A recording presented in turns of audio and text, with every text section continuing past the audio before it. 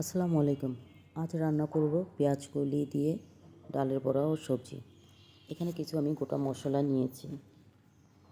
এখানে ডালের বড়া, পেঁয়াজ কলি, আলু, ফুলকপি, মটরশুঁটি, ফুলকপির ডাল, পাতা নিয়েছি। আপনারা চাইলে অন্য যে কোনো সবজিও নিতে পারেন।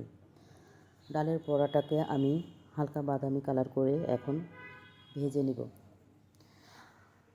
বেশি ভাজার দরকার নেই, হালকা বাদামি হলে তুলে নেবেন।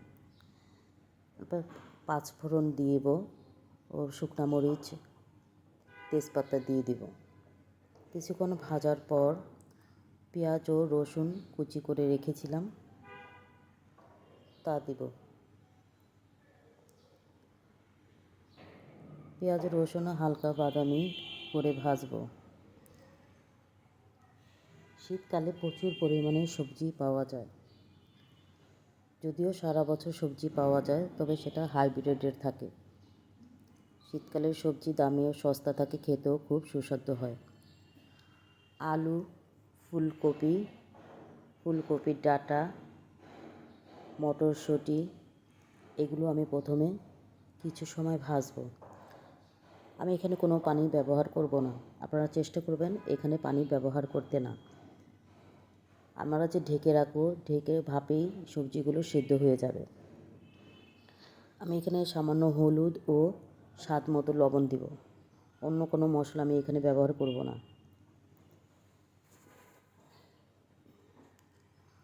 আমি একটু টমেটো পেস্ট করে এখানে দিয়েছি।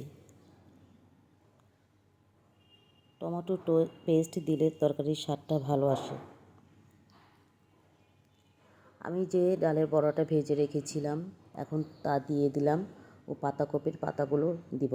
পেঁয়াজ কলিটা আমি সব শেষে দিব, কারণ পেঁয়াজ কলি আগে দিলে সেটার রং নষ্ট হয়ে যায়, খেতেও ভালো লাগে না। তাই চেষ্টা করবেন পেঁয়াজ কলিটা সব শেষে দিতে।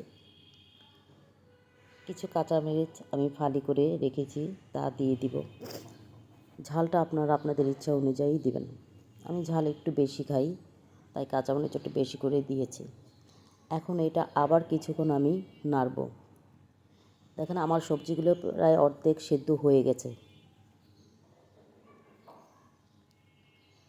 আপনারা এখানে বেগুন, মূলা বা অন্য যে কোনো সবজি ব্যবহার করতে পারেন। আমার হাতের কাছে এগুলো ছিল সবজি ঘরে, তাই দিয়ে আমি করেছি। আমি সবজিটা 5 থেকে 7 মিনিট ঢেকে রাখবো। দেখেন আমার সবজিগুলো গলে গিয়েছে। আমি এখানে কোনো রকম পানি ব্যবহার করিনি। আপনারাও চেষ্টা করবেন পানি ব্যবহার করতে না।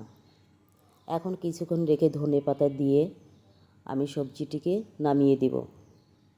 আমার সবজিটি কেমন হয়েছে আমি এই রান্নাটা শিখেছি কলকাতার একটা দিদির কাছে। আমি যখন ইন্ডিয়াতে গিয়েছিলাম, সবাই ভালো থাকবেন, তখন দিদি এই রান্নাটা করেছিল। আমার কাছে তখন বেশ মজা লেগেছিল। আমার রান্নাটি কেমন হয়েছে আপনারা অবশ্যই কমেন্ট বক্সে জানাবেন। আজ এ পর্যন্ত, আল্লাহ হাফেজ।